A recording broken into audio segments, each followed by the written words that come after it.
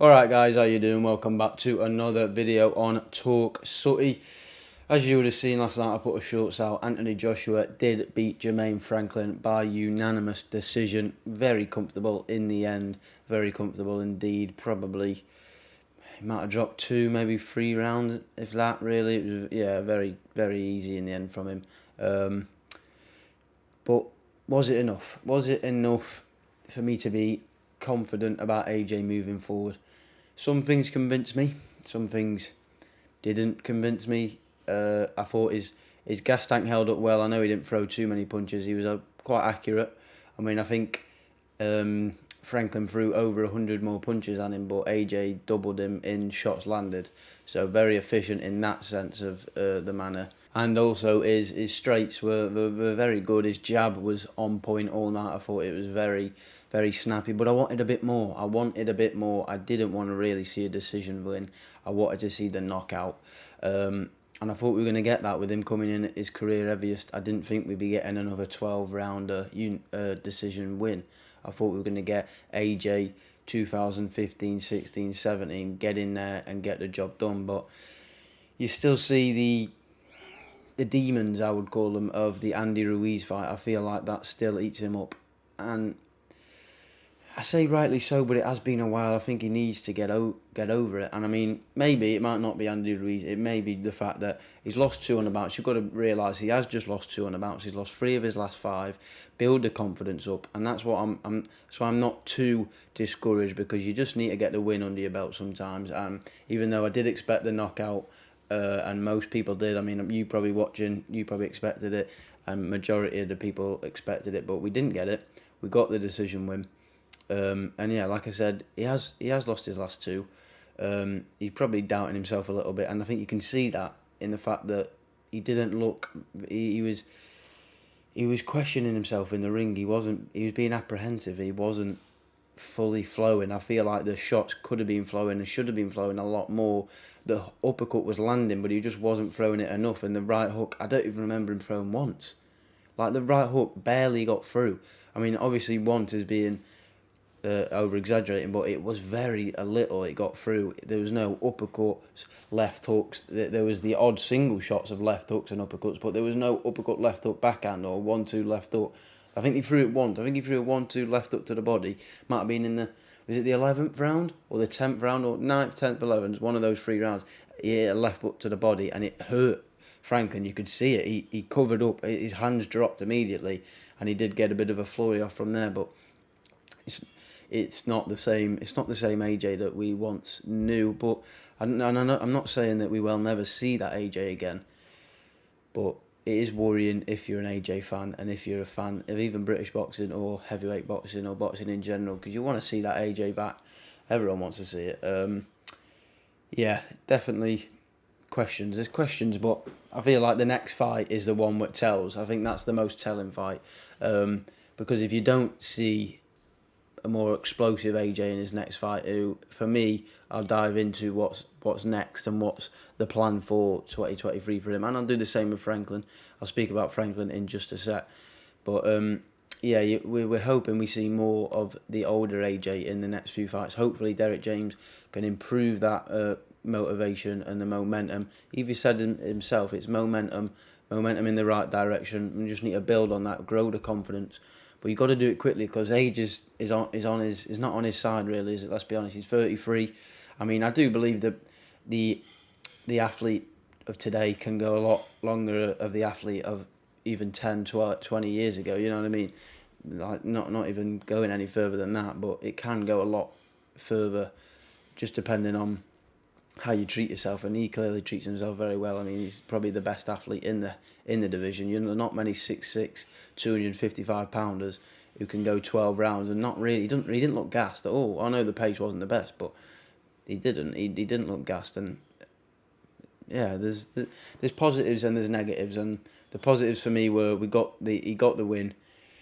He took some big shots as well. Jermaine Franklin landed some big shots on him. He took them fine. There was no problem. He wasn't hurt once in the fight. I mean, he had a nosebleed from early on. I think it was a jab, but it must have been a solid one. It didn't. I think it was the one in the first round. It was bleeding all night, really. Made his white shorts go a bit pinky by the end, but yeah, he looked fine. But yeah, there's definitely a mental block, and hopefully Derek James can work on that. And in the next fight, like I said, that'll be the most telling. Because if he's the same age as he was last night, and what he was against Pulev, just not throwing enough and not putting the combos together, then you got to start to worry because yeah, you don't want to be seeing that, and he might be a completely changed fighter if that doesn't if it doesn't happen, and you don't want to see that. You don't want him going from an explosive machine, combinations and all sorts, speed and power, to going from jab on backhand, cover up, get in the clinch and don't really work. I mean, Franklin wasn't any help in that clinch, and I'll talk about that now actually. I thought it was a bit of a joke, to be honest. After about the 6th round, Franklin just was holding on way too much for my liking. I mean, AJ was obviously engaging with it sometimes, but Franklin was just constantly holding on from about the 6th till about probably like the 10th, when he started unloading his hands a bit more in the 11th and 12th. But even then, I still think he wasn't throwing enough. Yeah, that was definitely one of my major criticisms of the fight. I just thought Franklin was holding on way too much, and it just didn't allow AJ to get those big, long backhand hook shots off. But I feel like he should have used the uppercut more. He did try and use it a lot in the clinch, but he was getting smothered, and yeah, it wasn't the most entertaining fights from a casual point of view. I mean, I thought it wasn't a bad fight. It was competitive to a certain level. But yeah, that was definitely my main criticism of the fight and Jermaine Franklin. The positives of Franklin, though, as I say, he's got a good chin on him. He took some big shots in there. He took good big shots, got a good chin. I mean, he clearly has a good engine, but I feel like he didn't... don't know if he didn't believe in himself, because he was always throwing, but there wasn't enough output from him at all. It wasn't the right fight he fought. He was just getting picked apart with the jabs. The odd big backhand was coming in, maybe a hook, single hook, or an uppercut in the clinch later on in the fight. But yeah, I just didn't think his game plan was right at all, really. He didn't seem like he was there for the win after the 6th round. It just seemed like he was looking for one big shot, really, after like the 9th. There wasn't really... Yeah, there just wasn't enough from Franklin throughout the whole fight, and I don't know if that was AJ being just too good for him and his jab was just becoming a bit of a problem, or it was just a lack of self-belief at the top level. I don't know. He's clearly a confident guy to get in there in the first place, but yeah, there was just the game plan wasn't there, and his performance wasn't as expected. But yeah, that's most of the fight talked about. What's next? What is next? For me, obviously, Eddie Hearn is saying he wants to get AJ out 3 times this year, so we've already got 1 done. I think he's looking for the summer and December, I've heard. For me, next is Dillian. I don't want to see Fury or Wilder yet, not yet. I want to see somebody at a decent level, like a Dillian White or someone who I'll mention in a sec, in that level, and I want to see him knock him out, because if he gets a knockout win over Dillian White, I feel like that'll boost the confidence up so much. And if he doesn't knock Dillian White out, there's serious questions got to be asked, because he knocked him out, what was it, 6-7 years ago now? And if you're not knocking him out, you're showing. And I know Dillian White's progressed, and so should have AJ, but you're not seeing progression to the level. I mean, it's regression, really. If you're not knocking the same guy you knocked out 7 years ago, he's clearly improved more, and you've clearly regressed. You know what I mean? If you take that fight, you've got to knock him out, because, like I said, questions will be asked, and people won't want to see you in the big fights. But yeah, that's definitely one of the options for the fight in the summer for AJ Dillian White. Another one that doesn't get talked about enough for me, is actually, and no one speaks of it, is the Ruiz trilogy. And I'll tell you why I like that fight, because I feel like if he was to go in there against Andy Ruiz and get a knockout, and get a good knockout, a lot of demons around AJ and that might be discouraging him from letting his hands go could be solved in that very fight alone, just because he is the guy that knocked AJ out. He's the one who took his O. He humiliated him on a massive stage. Let's be blunt. He did. He humiliated him. He dropped him 4 times, and then the ref waved it off in a corner. it wasn't a good look for him. And even in the second fight, you saw he went to boxing on the back foot. If he went in there, had the trilogy, it's a big fight. That is a big fight. People need to realise that is a big fight. A trilogy match. It's 1-1. Ruiz got the knockout. AJ got the points victory. A few years later down the line, do it again. If AJ got a knockout in that fight, I feel like the confidence would go through the roof. The belief would be back in himself. I feel like for confidence reasons, that would be a better fight if AJ were to win by knockout than it would over Dillian White, because you've already knocked Dillian White out. And I do like the White fight. That sells out the O2 again. I don't know if that's a stadium fight, though. I don't know if the stadium fights are there at the moment for AJ, if he's not going to put people away. Like the Franklin fight last night wouldn't have made people think, oh yeah, let's do it in Wembley. And I love AJ, you know what I mean? I love him, but that fight doesn't. You see all the slander he's getting. I think some of it's over the top, but some of it is fair. But yeah, there is a bit too. Some people going a bit too far. But yeah, I think that Ruiz fight, that trilogy, no one speaks about it. I don't hear anyone speaking about it. And for me, I just think that could be a demon solver right there. That could flourish AJ back to being his best. But I don't think it's a fight that gets made, personally.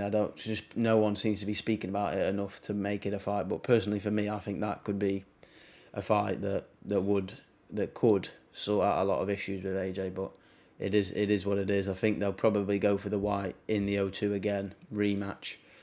Like I said, you want to see the knockout there. You have to see the knockout there, I believe. I don't think you can get away with another points win and then try and fight a Wilder, AJ or Joyce at the end of the year. I feel like it's got to be someone of the calibre of a Ruiz, a White. Who else is at that level? No, I was going to say Joseph Parker, but he's below that level now. I mean, Wallin is kind of that level, but he's probably more of a Franklin level for me personally. Yeah, just someone at that level, the in between of just under title contenders. Well, yeah, I'd say in between the title contenders and the world champs, like that level. I think that has got one of those the sort of caliber level fighters have got to be next. And obviously, I think there will be Dillian White because he was there last night, and I think that I don't think they talked enough about him, to be honest, considering he was there. But yeah, I think he's got to be the one next. He got a better performance than White. I mean, the White one was a close fight, and some people thought Franklin won that. There was no one who thought Franklin won. It wasn't even close, really, when you're going round by round. But yeah, that'll probably be the one that gets made. Like I said, for me, I'd go the Ruiz fight because people just don't talk about it enough. And then fight at the end of the year. Is it a Wilder? Is it a Fury? It depends. I think that final fight all depends on how well he performs in the summer against, if it's a White or if it's someone of that calibre, that standard, which I think it should be. I don't want to see Fury or Wilder yet. I just need to see someone get knocked out, and I need to see AJ with the confidence back, free-flowing, hands moving like thunder. Like thunder? I mean, it meant like lightning, but same thing, just different. Yeah, I feel like that's the pathway, and then I think at the end of the year it's got to be, if you can get it done, a Wilder, Joyce, Fury, one of those three. I'd love to see the Joyce fight, and I'd love to see the Wilder fight.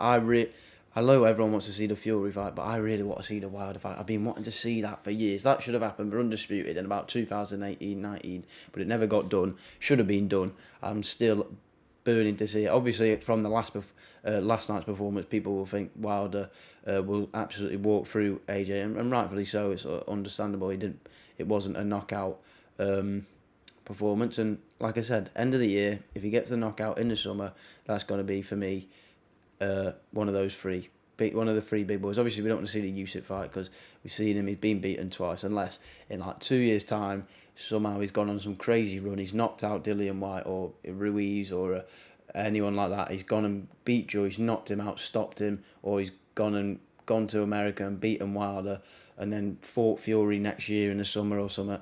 And if he goes on some crazy spree, then maybe you have to see the Usyk fight again. But obviously, that is not even in a conversation right now. Yeah, that's probably it from AJ's side. For Franklin, I want to see him quickly. I'll just touch on him before we finish the video. For me, I want to see him box in the UK again. I wouldn't mind him against a Joseph Parker, against a White, maybe at the end. Oh, actually, I suppose he's already fought White, hasn't he? Wouldn't mind seeing that rematch, though. Maybe at the end of the year, depending on the result of White AJ, because obviously I think that's going to be the next fight. Wouldn't mind him against a Del Boy. I feel like he's a good operator. Getting him with like a Ruiz, or getting him in with Wallin, or he's got some good fights there. I want to see him again because I do like him. He was just fell short. He just clearly wasn't on AJ's level. And yeah, that's going to be it from me today. I hope you've enjoyed this video. Little breakdown. Yeah, leave it in the comments on how you thought AJ performed and what you think's next for both AJ and Franklin. But that's going to be it from me today. I hope you've enjoyed this video. Hit the subscribe button for more videos like this. Sooty out.